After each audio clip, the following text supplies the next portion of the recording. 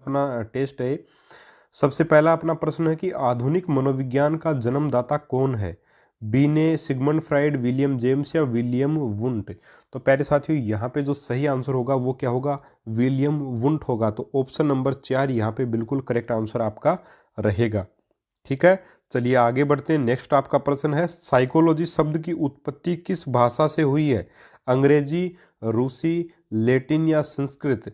तो साथियों हम लोगों को पता है कि वैसे तो साइकोलॉजी जो शब्द है वो साइकी प्लस लोगस दो शब्दों से मिलकर के बना है, और वैसे अपन जानते हैं कि ये ग्रीक भाषा का शब्द है। ठीक है, साइकोलॉजी जो शब्द बना है वो ग्रीक भाषा के शब्द से बना है, लेकिन अगर ग्रीक ऑप्शन में नहीं है तो अपन लैटिन भाषा को बिल्कुल सही ऑप्शन मानेंगे। और अगर लैटिन भाषा भी है ऑप्शन में, और ऑप्शन में मान लीजिए यहाँ पे 5वें नंबर का ऑप्शन आपको ग्रीक भाषा दे देता, तो साथियों आपको ग्रीक भाषा सही करना पड़ेगा। ठीक है, लेकिन यहाँ पे लैटिन ही है सिर्फ, इसलिए आपका कौन सा आंसर सही होगा? ऑप्शन नंबर 3 यहाँ पे बिल्कुल करेक्ट आंसर आपका रहेगा। मेरे हिसाब से ये प्रश्न बिल्कुल सही हुआ होगा आपका। चलिए आगे बढ़ते हैं। अगला प्रश्न है, साइकोलॉजी शब्द में साइके नामक ग्रीक शब्द का अर्थ है। अब देखिए साथियों, साइके या साइकी कोई दिक्कत नहीं है, साइके भी बोल सकते हैं इसको, साइकी भी लिखा आता कहीं कहीं। तो साइकी या साइके नामक जो ग्रीक शब्द है उसका अर्थ क्या है ये आपको बताना है। देखिए यहाँ पे लिखा हुआ ग्रीक शब्द, मैंने बोला ना साइकोलॉजी के लिए अगर ऑप्शन में ग्रीक शब्द ग्रीक भाषा है तो ग्रीक ही रहेगी। अगर ग्रीक और लैटिन दोनों हैं तो वहाँ पे ग्रीक रहेगी। अगर लैटिन भाषा अकेली है तो लैटिन भाषा आएगी। ठीक है साथियों, आगे बढ़ते हैं। देखिए साइके शब्द का अपने को अर्थ बताना है। पहला ऑप्शन है विद्या, दूसरा ऑप्शन है मानव, तीसरा ऑप्शन है भगवान और चौथा ऑप्शन है आत्मा। तो सब लोग जानते हैं साइके जो शब्द है इसका अर्थ क्या है? आत्मा। तो ऑप्शन नंबर 4 यहाँ पे सही रहेगा। अगला अपना प्रश्न है, चौथा प्रश्न, विलियम मैकडूगल ने अपने किस पुस्तक में चेतना शब्द की निंदा की है? Outline of psychology, a mind that found itself, या तीसरा ऑप्शन द बिहेवियर ऑफ ऑर्गेनाइजम्स, और चौथा ऑप्शन है प्रिंसिपल ऑफ साइकोलॉजी। तो कौन सा ऑप्शन यहाँ पे सही होगा साथियों? विलियम मैकडूगल ने किस पुस्तक में चेतना शब्द की निंदा की है वो आपको बताना है। तो यहाँ पे चौथे प्रश्न का जो करेक्ट आंसर रहेगा वो रहेगा साथियों आउटलाइन ऑफ साइकोलॉजी, यानी ऑप्शन नंबर 1 यहाँ पे बिल्कुल करेक्ट आंसर रहेगा। साथियों प्रश्न कुछ आसान भी हैं और लास्ट में जाते जाते प्रश्न शानदार हार्ड भी बनेंगे, क्योंकि टॉपिक वाइज टेस्ट की यही विशेषता होती है कि इसमें सभी प्रकार के प्रश्न होंगे। कठिन प्रश्न भी होंगे, मध्यम स्तर के भी होंगे और सरल प्रश्न भी होंगे। ठीक है, चलिए पांचवा अपना जो प्रश्न है, पांचवा प्रश्न, मनोविज्ञान का शिक्षा के क्षेत्र में सबसे बड़ा योगदान क्या है? 1 विषय केंद्रित शिक्षा, 2 बाल केंद्रित शिक्षा, 3 शिक्षक केंद्रित शिक्षा और 4 क्रिया केंद्रित शिक्षा। देखिए मनोविज्ञान जो है वो शिक्षा को किस प्रकार का बनाना चाहता है? वो बनाना चाहता है बच्चों पर आधारित, विद्यार्थियों पर आधारित, छात्र छात्राओं पर आधारित शिक्षा बनाना चाहता है, यानी बाल केंद्रित शिक्षा का वह योगदान मानता है। यानी कि मनोविज्ञान के लिए माना जाता है कि मनोविज्ञान आने से जो है वो शिक्षा जो है वो कैसी हो गई है? बालक केंद्रित हो गई है। तो ऑप्शन नंबर 2 यहाँ पे बिल्कुल सही आंसर आपका रहेगा। ठीक है साथियों, कि बच्चे को सेंटर में रख करके पढ़ाया जाए। अगला अपना प्रश्न है, सन 1920 के दशक के प्रारंभ में बर्लिन में पहली क्रीड़ा मनोविज्ञान शास्त्र की प्रयोगशाला को इन्होंने प्रारंभ किया? बोवर्स, डॉक्टर कार्ल डाइम, तीसरा ऑप्शन है विलियम वुंट, या चौथा ऑप्शन है सिगमंड फ्राइड? इसका आंसर बताइए साथियों। और आपको अगर टेस्ट पसंद आ रहा है और पहली बार आप चैनल पर आ रहे हैं तो चैनल को सब्सक्राइब जरूर कीजिएगा, बेल आइकन को प्रेस कीजिएगा और ऑल नोटिफिकेशन को क्लिक कीजिएगा ताकि आपको हमारी वीडियोस के नोटिफिकेशन मिल सकें। साथियों सोमवार से लेकर के शनिवार तक आपको लगातार ठीक सुबह 7 बजे साइकोलॉजी का टेस्ट मिल जाएगा। तो ज्वाइन जरूर करें चैनल को, अपने दोस्तों के साथ शेयर करें ताकि उन लोगों को भी इसका फ़ायदा हो सके। बहरहाल इस प्रश्न का जो सही आंसर रहेगा वो कौन सा रहेगा? यह आंसर रहेगा आपका doctor Carl Diem. Doctor Carl Diem इसका सही आंसर दोस्तों रहेगा। जो प्रश्न आपको नहीं आता है, मान लीजिए कि जो मैं 30 प्रश्न आपके टेस्ट 30 का ले रहा हूँ, 30 प्रश्नों का, इस 30 में से मान लीजिए 4-5 प्रश्न ऐसे हैं जो आपको नहीं आते, तो आप उन प्रश्नों को नोट जरूर कर लें और उनको थोड़ा सा ध्यान में रखें, स्क्रीनशॉट भी आप ले सकते हैं। तो यहाँ पे ऑप्शन नंबर 2 बिल्कुल करेक्ट आंसर रहेगा। चलिए आगे बढ़ते हैं कि प्रारंभ में आत्मा शब्द का प्रयोग किस शास्त्र में किया जाता था? 1 अर्थशास्त्र, 2 समाजशास्त्र, 3 दर्शन शास्त्र या 4 शिक्षा शास्त्र। तो हम सब लोग जानते हैं साथियों, आत्मा शब्द का सर्वप्रथम प्रयोग या प्रारंभ में प्रयोग कहाँ किया गया था? दर्शन शास्त्र में किया गया था। तो ऑप्शन नंबर 3 यहाँ पे सही रहेगा। ठीक है, चलिए आगे बढ़ते हैं। असामान्य मनोविज्ञान के आधुनिक युग के जनक थे। 1 एडलर, 2 जुंग, 3 सिगमंड फ्राइड या 4 वाटसन। तो कौन सही रहेगा यहाँ पे बताइएगा कमेंट करके कि असामान्य मनोविज्ञान के आधुनिक युग के जनक कौन हैं। तो असामान्य मनोविज्ञान के साथियों आपके रहेंगे सिगमंड फ्राइड। ऑप्शन नंबर 3 यहाँ पे बिल्कुल करेक्ट आंसर आपका रहेगा। ठीक है, चलिए आगे बढ़ते हैं। मनोविज्ञान शाला उत्तर प्रदेश में कहाँ स्थित है? लखनऊ, आगरा, वाराणसी या इलाहाबाद। देखिए साथियों, लिपजिंग नगर में मनोविज्ञान की प्रथम प्रयोगशाला वैसे तो स्थापित की गई थी विलियम वुंट के द्वारा, लेकिन मनोविज्ञान शाला उत्तर प्रदेश में भी स्थित है। ठीक है, और वो कहाँ स्थित है ये आपको बताना है। ठीक है, तो ये अपन जानते हैं कि उत्तर प्रदेश में कहाँ पे है साथियों? इलाहाबाद में है। तो ऑप्शन नंबर 4 बिल्कुल सटीक यहाँ पे रहेगा। चलिए आगे बढ़ लेते हैं। अगला अपना प्रश्न, निम्नलिखित में से किस क्षेत्र में NCERT मनोविज्ञान का प्रयोग कर रहा है? 1 पाठ्य पुस्तकों के निर्माण में, 2 विद्यालय संगठन में, 3 विषय निर्धारण में या चौथा ऑप्शन पाठ्यक्रम निर्धारण में। देखिए साथियों, NCERT जो है वो मनोविज्ञान यानी साइकोलॉजी का प्रयोग किस क्षेत्र में कर रहा है? 4 क्षेत्र आपको ऑप्शन में दिए गए हैं, जो जिनमें सही कौन सा है वो आपको बताना है। तो साथियों, जो NCERT है वो पाठ्य पुस्तकों के निर्माण में मनोविज्ञान का प्रयोग जो है वो कर रहा है। तो ऑप्शन नंबर 1 यहाँ पे बिल्कुल करेक्ट आंसर आपका रहेगा। ठीक है, बिल्कुल आगे बढ़ते हैं। 11वां प्रश्न है, मनोविज्ञान मानव व पशु का अध्ययन करता है। मनोविज्ञान से संबंधित यह कथन किसका है? मॉर्गन, जेम्स ड्रेवर, वुडवर्थ या इनमें से कोई नहीं। देखिए साथियों, मनोविज्ञान के लिए ऐसा बोला गया है एक मनोवैज्ञानिक के द्वारा कि ये मानव और पशु दोनों का अध्ययन करता है। ऐसा बोला किसने? उसका नाम आपको बताना है।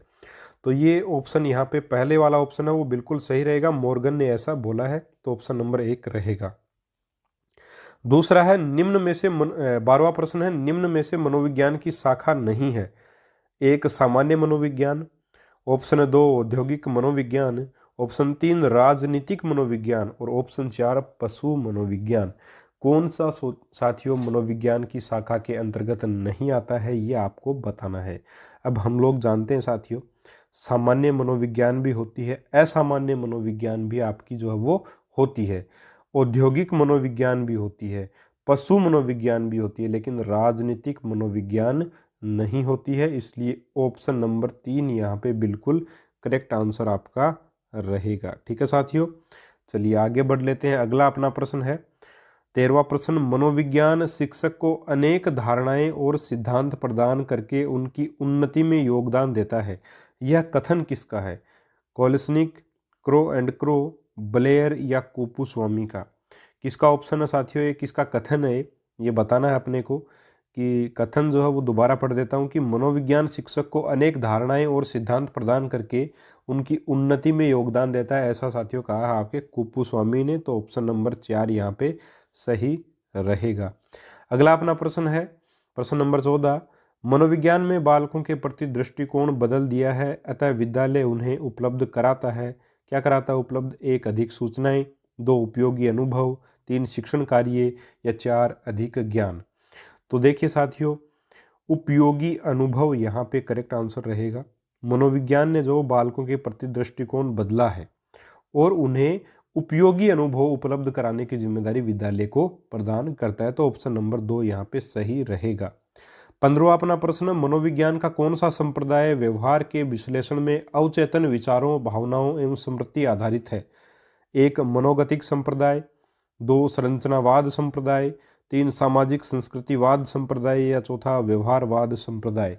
अब साथियों, ये संप्रदाय से संबंधित प्रश्न स्टार्ट हो चुके हैं। 15वें प्रश्न का जो सही आंसर रहेगा वो रहेगा मनोगतिक संप्रदाय। तो यहाँ पे करेक्ट आंसर आपका रहेगा मनोगतिक संप्रदाय। ठीक है साथियों।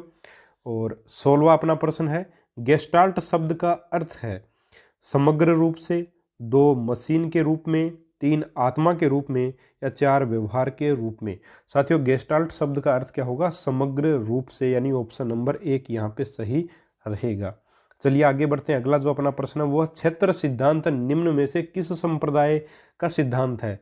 एक व्यवहारवादियों का सिद्धांत है, दो गेस्टाल्टवादियों का सिद्धांत है, तीन मनोविश्लेषणवादियों का सिद्धांत है, या चार उपरोक्त में से कोई नहीं। साथियों आपके लिए हिंट बता देता हूं कि कुर्ट लेविन ने क्षेत्र सिद्धांत दिया था। ठीक है, कुर्ट लेविन ने क्षेत्र सिद्धांत दिया था। और कुर्ट लेविन किस संप्रदाय के मनोवैज्ञानिक हैं यह आप लोगों को पता होना चाहिए। तो यहाँ पे रहेगा गेस्टाल्टवादियों का। ठीक है, तो ये जो क्षेत्र सिद्धांत है गेस्टाल्टवादियों के संप्रदाय से संबंधित है। तो ऑप्शन नंबर 2 यहाँ पे आपका सही रहेगा। साथियों उम्मीद है आपको टेस्ट पसंद आ रहा होगा, प्रश्न पसंद आ रहे होंगे। अगर पसंद आ रहा है तो साथियों लाइक ज़रूर करें चैनल को, वीडियो को, और चैनल को सब्सक्राइब भी करें।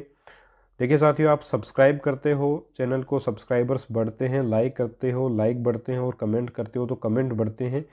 तो उससे काफ़ी हौसला हमारा बढ़ता है, और इसीलिए मैं आपको बोलता हूँ कि लाइक शेयर और सब्सक्राइब ज़रूर करें। ठीक है साथियों, अगर आपको मैटर पसंद आ रहा है और अन्य दोस्तों के साथ भी आप शेयर करें, ज़्यादा से ज़्यादा लोगों तक वीडियो को पहुँचाएँ। चलिए अगला अपना प्रश्न है 18वां। यदि 30 बिंदुओं को एक सीधी या वक्र रेखा के साथ साथ रखा जाता है और हम उनके बीच के अंतर को अनदेखा कर एक साथ देखते हैं, यह गेस्टाल्ट के अवधारणात्मक संगठन के किस सिद्धांत का अनुसरण करता है? बहुत ही बढ़िया प्रश्न है कि एक सीधी रेखा या वक्र रेखा, यानी कि चाहे सीधी रेखा इस प्रकार से हो सकती है, वक्र रेखा चाहे इस प्रकार घुमावदार रेखा हो सकती है, के साथ साथ 30 बिंदु स्थित हैं, यानी इस प्रकार से बिंदु स्थित हैं। ठीक है, इस प्रकार से बिंदु इसके साथ साथ स्थित है, और यहाँ इस प्रकार से बिंदु स्थित है। ठीक है साथियों, इस प्रकार बिंदु स्थित है। हम उनके बीच के अंतर को अनदेखा कर, इन बिंदुओं के बीच के अंतर को अनदेखा कर एक साथ देखते हैं। यह गेस्टाल्ट के अवधारणात्मक संगठन के किस सिद्धांत पर का अनुसरण करता है? 1 निकटता का नियम, 2 समवर्ण का नियम, 3 सदृश्यता का नियम, और या 4 निरंतरता का नियम। तो साथियों बहुत ही बढ़िया प्रश्न है। जब आप इनके बीच की दूरी को हटा करके देखेंगे तो आपको ये बिल्कुल निकट निकट पास पास नजर आएंगे। जैसे 2 बिंदु हैं, 3 4 बिंदु बनाता हूँ मैं, ये बिंदु, इनको आप अगर ये देखेंगे, इनके बीच की दूरी को न देख करके बिंदुओं के ऊपर नज़र लगाएंगे तो आपको नज़र आएगा कि ये जो है एक दूसरे के पास पास आपको दिखाई देंगे। तो ये निकटता का नियम रहेगा। तो यहाँ पे ऑप्शन नंबर आपका कौन सा सही रहेगा? ऑप्शन नंबर 1 यहाँ पे सही रहेगा। ठीक है साथियों, चलिए आगे बढ़ते हैं। अगला प्रश्न है, प्रत्यक्ष अवलोकनीय घटनाएं, उद्दीपक एवं अनुक्रियाएं मनोविज्ञान के अध्ययन के मुख्य विषय हैं। यह निम्नांकित में से किसके विचारों की सर्वोत्तम व्याख्या है? संरचनावाद, समग्रवाद, व्यवहारवाद या प्रकार्यवाद? किसका ऑप्शन सही रहेगा? यहाँ पे कौन सा ऑप्शन सही रहेगा साथियों? यहाँ पे जो करेक्ट आंसर रहेगा आपका वो रहेगा व्यवहारवाद। तो ये जो कथन है ये व्यवहारवाद के लिए बिल्कुल सही रहेगा। ठीक है साथियों, चलिए आगे बढ़ते हैं।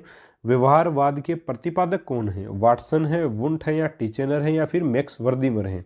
4 ऑप्शन आपके सामने है, जवाब दीजिएगा कि व्यवहारवाद के प्रतिपादक कौन है। तो साथियों हम सब लोग जानते हैं कि व्यवहारवाद के प्रतिपादक जो हैं वो वाटसन को माना जाता। तो ऑप्शन नंबर 1 यहाँ पे सही रहेगा। 21वां प्रश्न, निम्न में से किस संप्रदाय ने मनोविज्ञान की विषय वस्तु में 3 तत्व, संवेदना, भाव व प्रतीक, ये भाग नहीं है भाव है, थोड़ा सा इसको काट के कर लीजिएगा सही, भाव। ठीक है, निम्न में से किस संप्रदाय ने मनोविज्ञान की विषय वस्तु में 3 तत्व, संवेदना, भाव व प्रतीक को महत्व दिया?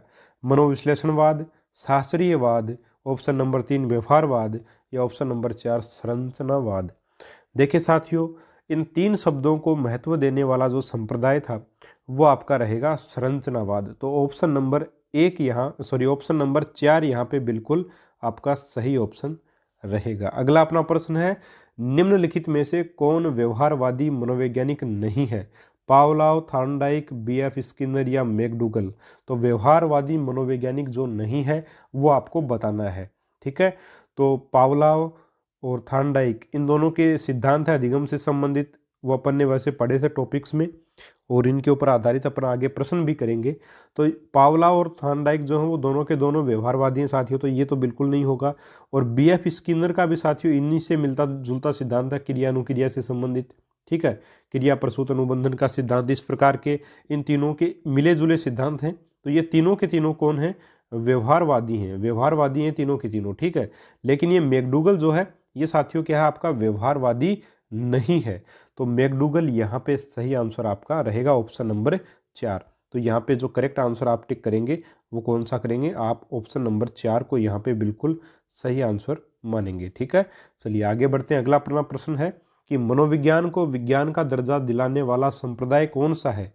समग्रवाद है, व्यवहारवाद है, प्रकार्यवाद है या संरचनावाद है? ये बहुत इंपॉर्टेंट प्रश्न है और मैं इसको मोस्ट इंपॉर्टेंट भी लिखूंगा। मोस्ट इंपॉर्टेंट प्रश्न है। क्यों है? क्योंकि ये प्रश्न साथियों बार बार आता है। मनोविज्ञान को विज्ञान का दर्जा दिलाने वाला संप्रदाय कौन सा है? 4 ऑप्शन आपके सामने हैं, बताइएगा कमेंट करके। ये प्रश्न किसी का गलत नहीं होना चाहिए साथियों। तो इस प्रश्न का जो सही आंसर रहेगा वो रहेगा व्यवहारवाद। व्यवहारवाद एक ऐसा संप्रदाय है जो कि वाटसन के द्वारा दिया गया, और इन्होंने क्या कहा? व्यवहारवादियों ने जो है मनोविज्ञान को किसका दर्जा दिलाया? विज्ञान का दर्जा दिलाया। मनोविज्ञान को विज्ञान का दर्जा दिलाने वाला जो संप्रदाय है वो आपका व्यवहारवाद रहेगा, यानी ऑप्शन नंबर 2 यहाँ पे बिल्कुल सटीक आंसर आपका रहेगा। चलिए आगे बढ़ते हैं। 24वां अपना प्रश्न, मनोविज्ञान को व्यवहार के ये धनात्मक रहेगा, धनात्मक विज्ञान के रूप में परिभाषित किया। ठीक है, ये धनात्मक लिखिएगा इसको, धनात्मक।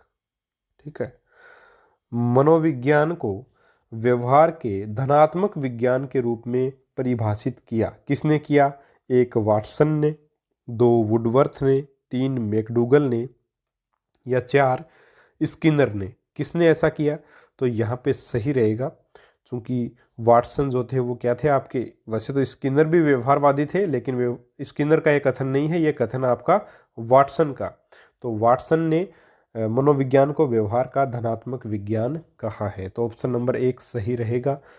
25वां अपना प्रश्न है कि मनोविज्ञान का आदि जनक किसे माना जाता है? विलियम जेम्स को, विलियम वुंट को, अरस्तु को या रुडोल्फ गोयकले को? देखिए साथियों, बहुत ही बढ़िया प्रश्न है और इन सब के बारे में मैं आपको बता देता हूं कि देखिए, विलियम जेम्स जो हैं इनको आधुनिक जनक नहीं माना जाता है, लेकिन आदि जनक भी इनको नहीं माना जाता है। तो ऑप्शन नंबर 1 तो बिल्कुल नहीं रहेगा। विलियम वुंट है, इनको मनोविज्ञान का आधुनिक जनक माना जाता है। ठीक है, आधुनिक मनोविज्ञान का जनक विलियम वुंट को माना जाता है। रुडोल्फ गोयकले जो हैं, इन्होंने मनोविज्ञान शब्द का सर्वप्रथम प्रयोग जो वो रुडोल्फ गोयकले ने किया, कब किया? 1590 में किया था। अपनी इसकी पुस्तक का क्या नाम था? साइकोलॉजिया। ये ध्यान में रखिएगा, साइकोलॉजिया ये इनकी पुस्तक का नाम था। रुडोल्फ गोयकले ने सर्वप्रथम मनोविज्ञान शब्द का प्रयोग किया था, 1590 में किया था, अपनी पुस्तक साइकोलॉजिया में किया था। ठीक है साथियों, और अरस्तु जो है इनको मनोविज्ञान का आदि जनक माना जाता है। तो ये ऑप्शन नंबर कौन सा आपका सही हुआ? यहाँ पे ऑप्शन नंबर 3 बिल्कुल करेक्ट आंसर आपका यहाँ पे रहा। और विलियम वुंट के लिए लिख देता हूँ, ये कौन है? आधुनिक मनोविज्ञान के जनक, इनको आधुनिक मनोविज्ञान का जनक माना जाता है। ठीक है साथियों, उम्मीद है आराम से